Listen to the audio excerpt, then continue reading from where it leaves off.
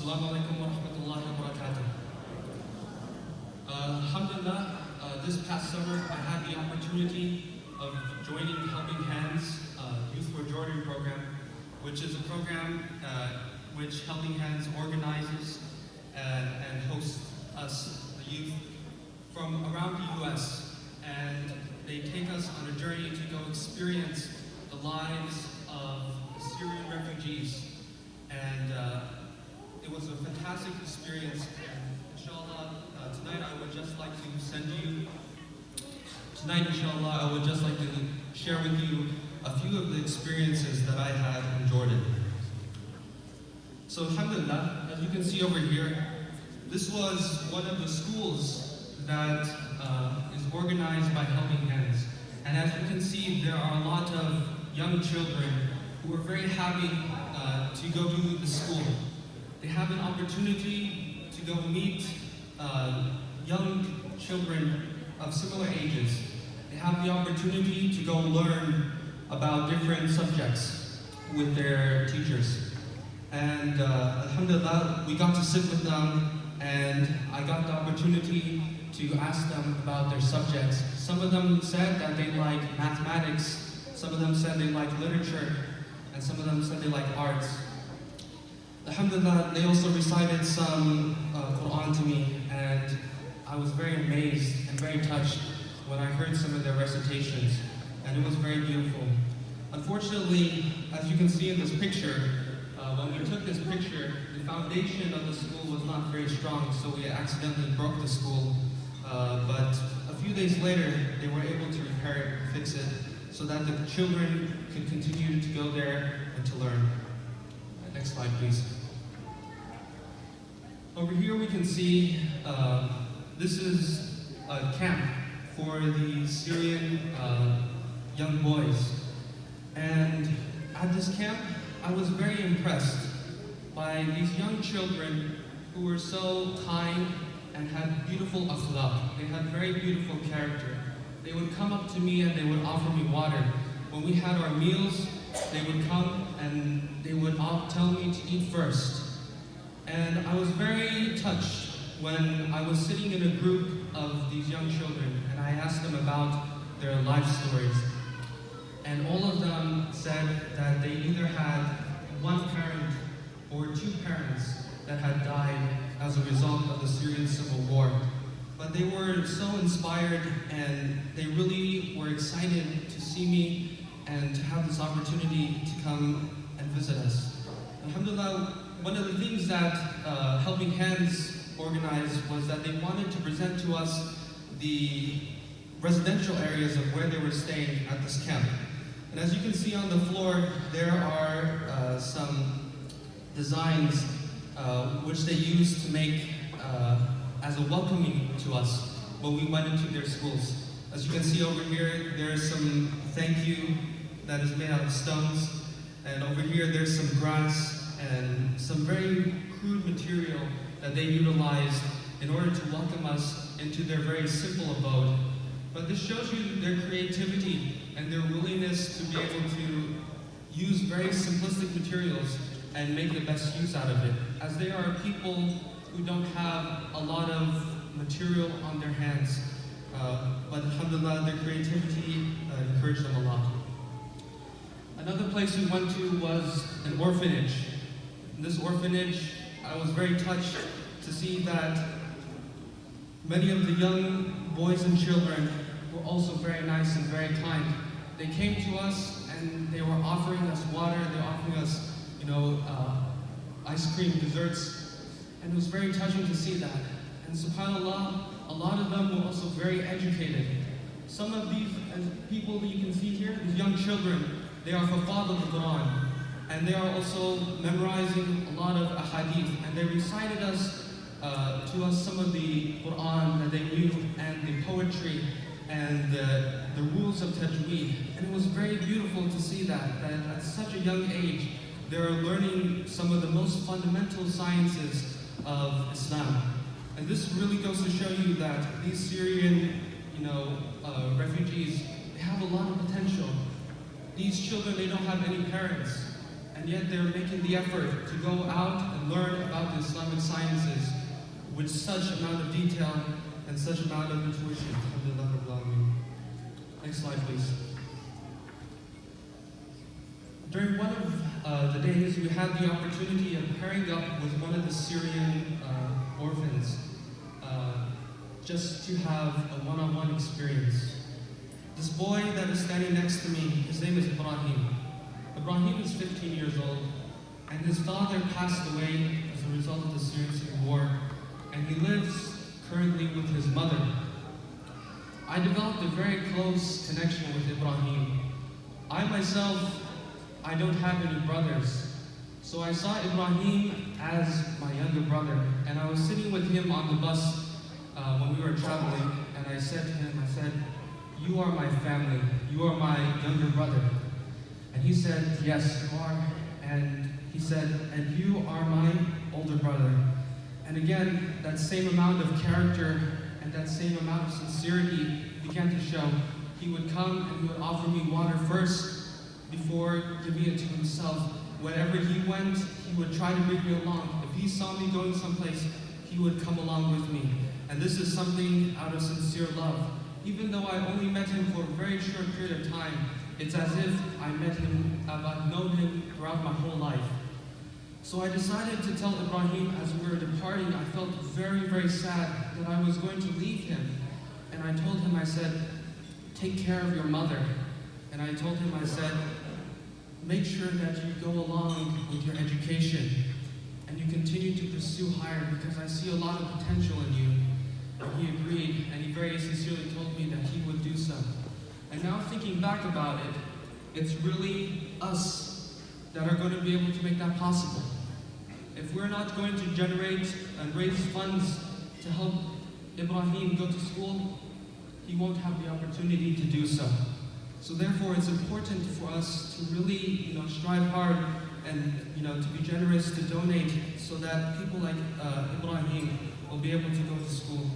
And I thought about it. I said, Ibrahim does not have a phone, and he doesn't have access to social media, and I won't be able to see him after this. I don't know when I'll be able to see him, or if I'll ever be able to see him. And then it reminded me that so many of these Syrian refugees, they go and they have family members, close friends, and they don't know where they are. They don't know if they'll be able to see them in a year's time, in any time at all. And they have no way of knowing where they are or to communicate with them. So we really have to sympathize and think about their situation. Next slide, please. So we visited a few of the refugee camps, and I was very shocked at what I was to experience. I first thought that, out of my ignorance, I thought that they would come to us and plead to us their situation, and they would ask for money. But it was exactly the opposite of what actually happened. They came to us, welcoming us with, flowers and open arms, and they would shake our hands, and they would embrace us, and they were so happy to see us, as if they were seeing their own family. And they were so kind, and they were so generous. An old man, he was tapping me behind my shoulder, and I was saying, "What is happening over here?" And then he was saying, "Come into my tent, and come and have a meal with my family." And I said, "That is so kind of him." These people, they have very, very limited resources, as I'll show you later, and yet they see us and they are willing to give us everything that they have, even though they have very little. They are still willing to continue and be very generous with everything. Next slide, please. As you can see here, in these refugee camps, they are literally in the middle of nowhere. They are right off the Jordanian and Syrian border, where it's literally just deserts. There are no roads. It's very hard for Helping Hand staff to be able to get there on these paths, because they are very rocky and they are undeveloped. There is no access to clean water. There is no access to electricity. There is only the supplies that Helping Hand staff provides to them and gives to them. And as you can see, this is the harsh conditions and environments that they live in. They're not living here for a day, not a week, but for years on end. And they don't know how long they will be staying in these environments. But they're, subhanAllah, they are so content and they are so pleased when they saw us. But they are happy with their situations. And inshallah, we can do more to help them and to improve their environments in which they live. Next slide, please. As you can see here, on the right side is one of the tents in which they live in. And when we look on closer inspection, when we came to those tents, we saw that they were literally made of potato sacks. That those were their houses in which they lived in. No AC, no electricity, but they stayed in these DIY houses made of potato sacks. But on the left, you can see that these buildings, these mobile homes, which were installed by Helping Hand staff through generous donations from people in the United States who helped them to build them shelters so that they can move in to something that is a little bit more suitable for their needs. Next slide, please. As we can see here, we also visited quite a few families. This family right here, this is a single mother. Her husband has passed away. And with her children, she is struggling as a single mother to be able to care for all these children. And if you can see here, there's this young girl, and she's covering her face, and she's wearing a blue jacket. And she's only 14 years old, and she has to go out and to work to help support her younger brothers and sisters. And Brother Hisham, who was one of the Helping Hands organizers, he told us, and he said, you don't know what this girl is going through. You don't know if she is being harassed by the landowner or anything, but she still has to go out to work because she still needs to support her family. And so these are the very tough environments in which they live, where young children, where they should be in school, where they should be learning and having fun with their friends, they are not able to do so because they simply don't have the resources. And that's why it's so important for us to be hosting these type of events and to be raising funds so that these young children don't have to be working out there in the fields, but rather they can be in school and getting an education for themselves. Next slide, please. I would like to conclude with a story about one of the events that took place at the Syrian refugee camps. After talking to them, I was wandering around one of the Syrian camps, and a verse from the Quran came to my mind, which Allah subhanahu wa ta'ala says, وَيُطْعِمُونَ الطَّعَامَ عَلَى حُبِّهِ مِسْكِينًا وَيَتِيمًا وَأَسِيرًا. Allah subhanahu wa ta'ala says, and those who feed food for the love of Allah, the poor person, the orphan, and the captive. So I was walking around this camp, and I was thinking, this verse is so beautiful, such a beautiful verse. Allah subhanahu wa ta'ala tells us to care for these types of people. But I said, unfortunately, I don't have any food to give to them. What's going to happen? So I became a bit anxious, and I said, this is so unfortunate. You know, these are the people that need help, but I don't have food in which I can feed them with. SubhanAllah, a few moments later, a truck comes by, and he comes to the refugee camp, and he's selling the Syrian refugees food. Just as a businessman, he goes around to these camps, and he sells them food. After a bit of time, the Syrian refugees, they didn't have money for that day to be able to buy anything from him.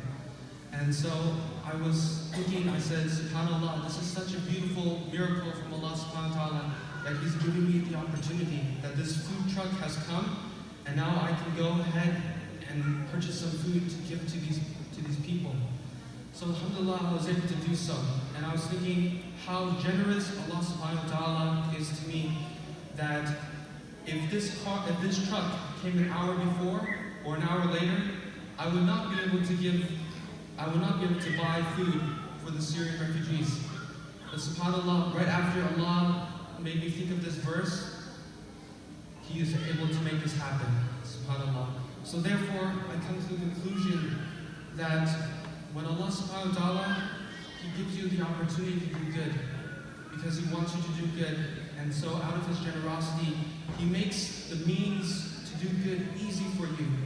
And then inshallah, Allah subhanahu wa ta'ala will reward you for it. So thank you very much. And I'll take this time to invite Sister Radia to the stage so that she can share her experience. Jazakallah khairan.